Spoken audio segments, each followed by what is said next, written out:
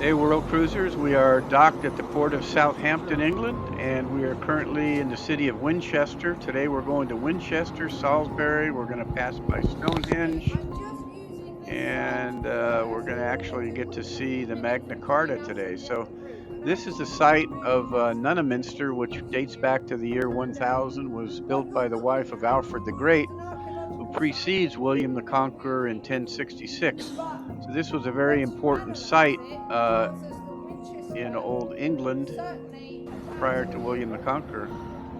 A dog drinking fountain.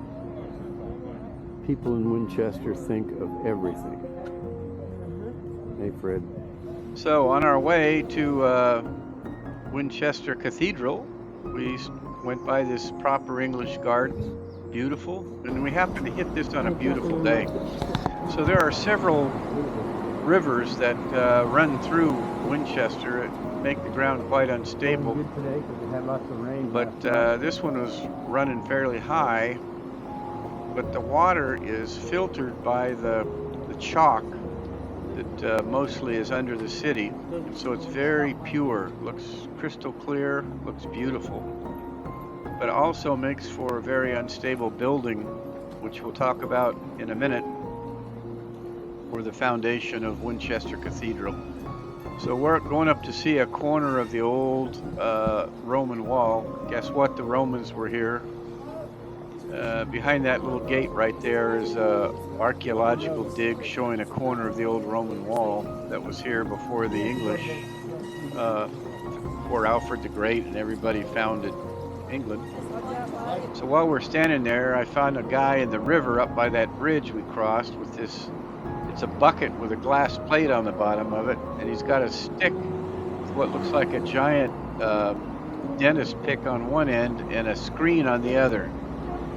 And he was looking around on the bottom of the river. So I went over there to see what the heck he was up to. And as it turns out, he was looking for coins. People throw coins in off of that bridge. And he goes down there on, I guess, some periodic basis and fishes all the coins out. So once he finds them, he flips them over with his pick and then picks them up. What are you doing? Oh, That's not old, but oh, okay. occasionally they are. Sometimes get old coins. Interesting.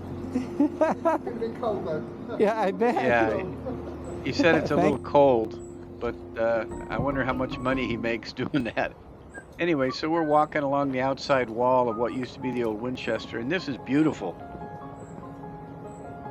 Looks like St. James Park in London.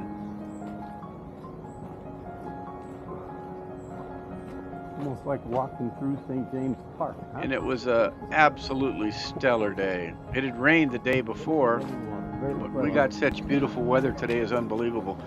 So this is the Bishop of Winchester's residence, Bishop of Winchester. and it looks like it even has a little church attached to it there. So if you're the bishop, you get some pretty nice digs in Winchester. And it's right across the street from the most prestigious private school in Winchester. And this is the school on your left. It costs about £45,000 a year to attend this school. And that door, you can't read the sign. I was hoping you could, but it's the headmaster's office for this private school. They needed more priests, and so they started up this school way back when, Headmaster's office. so that they could uh, create more priests. I guess this is after the Church of England was founded by Henry VIII. Anyway, this building, you see the white building there, is where Jane Austen lived right when she died in July of 1817. So, famous author died in that house. And this is just a cool old bookstore that was right down the street. P&G Wells, bookseller. So this pilgrim school was founded so that the boys here could go directly into that college that was across the street, so they could produce more priests. There's a house built in the 1300s there that they're renovating. It's got a picture of. So now here we're almost to the cathedral. And I sped up this section of the video so it wouldn't take so long. But the architecture around the cathedral is beautiful, Old English. So this thing was built on a substrate of mostly chalk on top of water, and it's very unstable. In fact, it's leaning. They had to do some special work on the foundation to keep it from sinking anymore. It took years, but I think now they say it's stable. And notice the tower on this Winchester Cathedral is not a tall one. It's kind of short and stubby, and it's because of the unstableness of the ground underneath.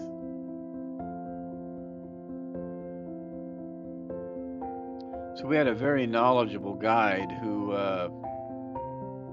was actually a pretty good historian, it sounded like, from what she told us. Now, we had to choose between going inside cathedrals. We could either go inside Winchester or Salisbury. Our time did not allow both, so we're not going inside Winchester Cathedral. But notice the flying buttress design. So this dates back to William the Conqueror, 1066, that era. Beautiful flying buttress design.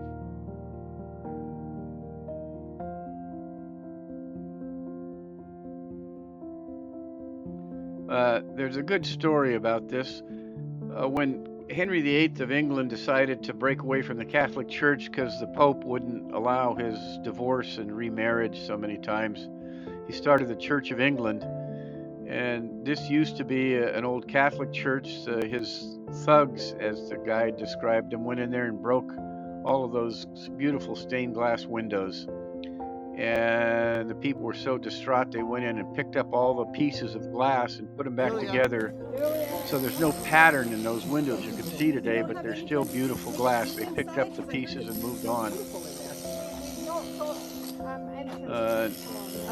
King Henry VIII sold off a third of English property that was owned by the Church of the Catholic Church when he founded the Church of England.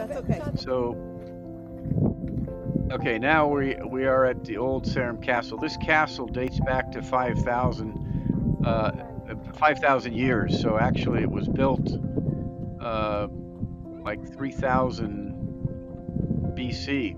About the same time the folks in Egypt were building the pyramids, people were living here, and they built this old castle in this very defensible site. They dug that big moat around the outside, and they were digging with very primitive tools.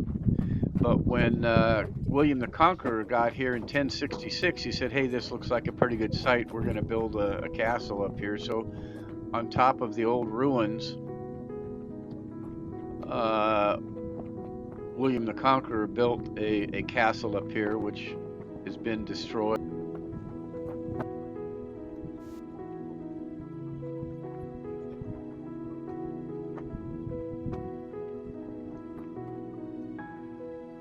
And most of the stones that were taken from this site were used to build the Salisbury Cathedral. What you're going to see is the original location of the Salisbury Cathedral that was built next to this old castle here. And then later on they decided to move it to its present location in Salisbury. There you can see what used to be the foundation outline of the old Salisbury Cathedral that was moved. And then on our way into town, we actually passed by Stonehenge. So these pictures were taken by Laurie out the window of the bus as we passed by. We didn't actually get to stop, but this is an interesting formation that it deserves its own history, but it's been around for 5,000 years or more. Okay, so here's Salisbury Cathedral. And it also has structural problems from the bad foundation.